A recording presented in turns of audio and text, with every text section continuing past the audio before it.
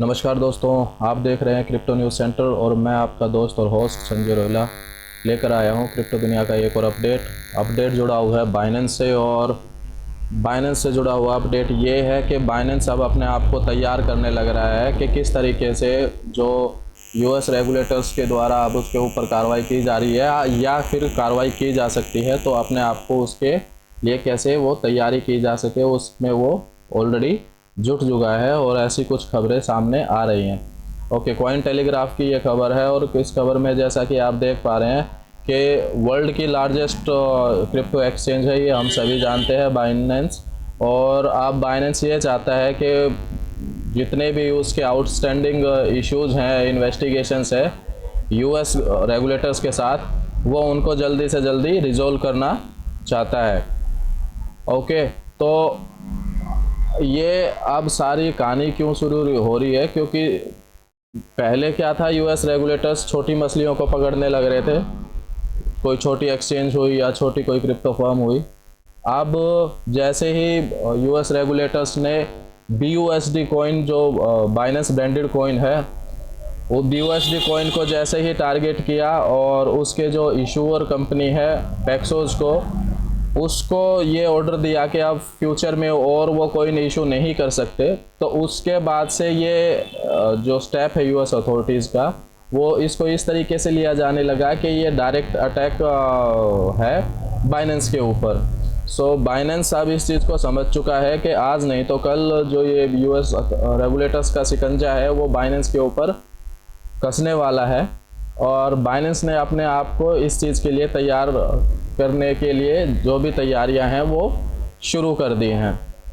15 फरवरी यानी कि कल की वॉल स्ट्रीट जर्नल की एक रिपोर्ट है जिसमें हवाला दिया गया है बाइनेंस के chief strategist officer Patrick Hillman का, और उनके हवाले से कुछ जानकारी सामने आई है कि किस तरीके से बाइनेंस अपने आप को तैयार करने लग रहा है। तो हिलमैन के अनुसार बाइनेंस रेगुलेटर्स के साथ फिगर आउट करने की कोशिश कर रहा है कि किस तरीके से वो इन चीज़ों में अमेंडमेंट लेके आएँ ताकि चीज़ें थोड़ी सी जल्दी से सुलझ जाएं। उन्होंने ये भी कहा कि जो ऑनगोइंग जितने भी इन्वेस्टिगेशंस हैं बाइनेंस के ऊपर यूएस रेगुलेटर्स की या यूएस अथॉरिटीज़ की, तो वो किस तरीके से इनको जल्दी से जल्दी शॉर्ट आउट करे, या जो इस पे फाइन्स लगने हैं तो किस तरीके से वो इनको करें कि ये शॉर्ट आउट हो जाएं। और अब ये जो चीज़ें हैं ये तो रेगुलेटर्स के एंड पे डिसाइड होनी है, वो इसमें वो ज़्यादा कुछ कर नहीं सकते।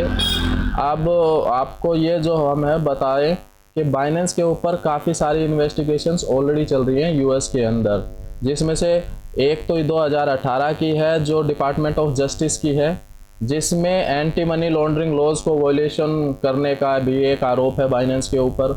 उसके अलावा फिर मार्च 2021 का एक इन्वेस्टिगेशन चल रहा है जिसमें कमोडिटी फ्यूचर्स ट्रेडिंग कमीशन ने भी इन्वेस्टिगेशन बिठा रखी है कंपनी के ऊपर कि वो जो ऑफ़र कर रहे हैं क्रिप्टो डेरिवेटिव्स यूएस के कस्टमर्स को, वो बिना एजेंसी के रजिस्ट्रेशन के ही किए जा रहे हैं, जो कि सही नहीं है। तो ये एक अलग इन्वेस्टिगेशन जारी है।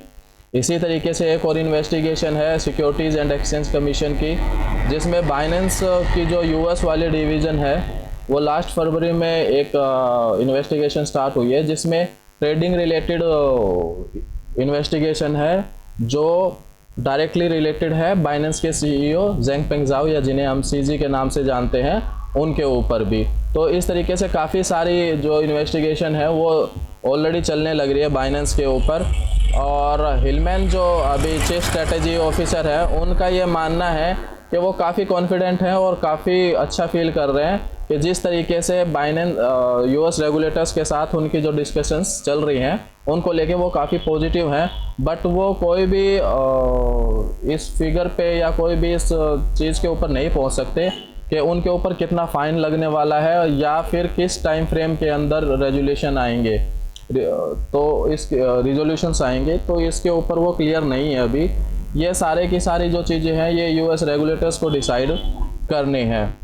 अब उन्होंने साथ में ये भी जोड़ दिया कि जो लैक ऑफ क्लैरिटी है अमेरिका में, ये काफ़ी कंफ्यूजिंग टाइम हो जाता है बाइनेंस के लिए, क्योंकि कुछ भी क्लियर नहीं है, कोई क्लियर गाइडलाइंस नहीं है, क्लियर रेगुलेशंस नहीं है। तो टाइम टू टाइम ये जो चीज़ें हैं कन्फ्यूजन क्रिएट करते हैं बाइनेंस के लिए।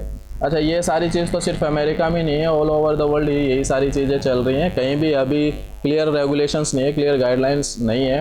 हालांकि इंडिया जो G20 की प्रेसिडेंसी कर रहा है, उसमें ये ज़रूर अभी अंडर डिस्कशन है कि किस तरीके से क्रिप्टो रेगुलेशंस लेके आए हैं, उसके ऊपर डिस्कशन चल रहा है। तो आई होप इस साल के एंड तक हमें कुछ इस पे रिजल्ट दिख जाए, और हो सकता है कि कुछ बड़े देश इस पे रेगुलेशंस बनाने लग जाएं क्रिप्टो इंडस्ट्री के अराउंड। तो ये सारी चीज़ें थी जो बाइनेंस के जो chief strategy officer mister Hillman है, उन्होंने ये बताया, उनके हवाले से खबर आई। अब इनके ऊपर पता ये इतनी क्यों तैयारियां करने लग रहे हैं और क्यों वो फाइन भी भरने के लिए तैयार हैं। अब शायद कहीं ना कहीं से उनकी बातों से लग रहा है कि बाइनेंस अब शायद रेडी होने लग रहा है और अपनी चेक बुक्स को तैयार करने लग रहा है कि हो सकता है उनके ऊपर कुछ फाइन भी लगा दे और कुछ और भी केसेस का कुछ जुर्माना वगैरह तौर पे लग जाए। तो वो जल्दी से जल्दी इन सारे इश्यूज़ को, इन्वेस्टिगेशंस को शॉर्ट आउट करना चाहता है ताकि वो आगे और ढंग से काम कर सके।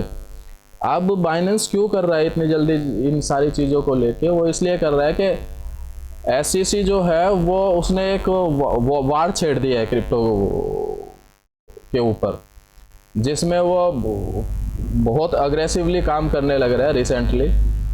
चाहे फिर वो पैक्सोज को लेके हो, जिसमें उन्होंने BUSD के जो कॉइन है उसको इशू करने के लिए मना कर दिया, या फिर उससे जस्ट पहले उन्होंने क्रिप्टो एक्सचेंज क्रैकन को ये बोल दिया कि जो वो स्टेकिंग नहीं कर सकते और उनके ऊपर $30 मिलियन